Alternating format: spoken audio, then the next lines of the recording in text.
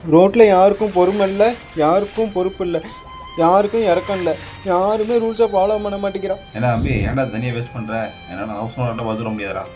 யாருமே rules and ரெகுலேஷனை follow பண்ண மாட்டேங்கிறான். பொம்முனாட்டி ஒழுங்காக வண்டி ஓட்ட மாட்டேங்கிறான். பஸ் டிரைவர் ஏதோ அவங்க அப்பா வீட்டு ரோடு மாதிரி வண்டி ஓட்டுறான்.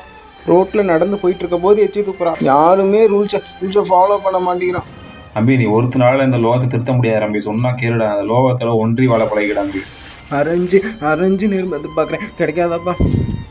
அதெல்லாம் கிடைக்காதா தம்பி. சரி, உன் ப்ரமோஷன் இந்த சிஎம்மா நம்ம சேஷாத்ரி மாமா இருக்காருல்ல, அவருக்கு 200 கொடுத்த கையெழுத்து போட்டுருவாரு. 200 தான் கொடுறாம்பி.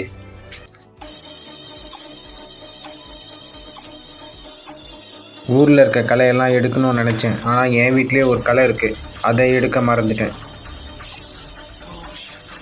200 கொடுத்தா அந்த மாமா கையெழுத்து போட வர, 1000 கொடுத்தா தான் கையெழுத்து போட வர. என்ன நீ புரியாமல் பேசிகிட்டு இருக்க? தள்ளு. நாட்டில் எதுவுமே சரியாக நடக்க மாட்டேங்குது. யாருக்குமே பொறுப்பு இல்லை, யாருக்குமே பொறுமை இல்லை. எனக்கு பின்னாடி வேலைக்கு சேர்ந்தவங்களாம் லஞ்சம் கொடுத்து இன்க்ரிமெண்ட்டு ப்ரமோஷனு போயிட்டுருக்கான். எனக்கு மட்டும் ஏன் தான் அப்படி நடக்குது?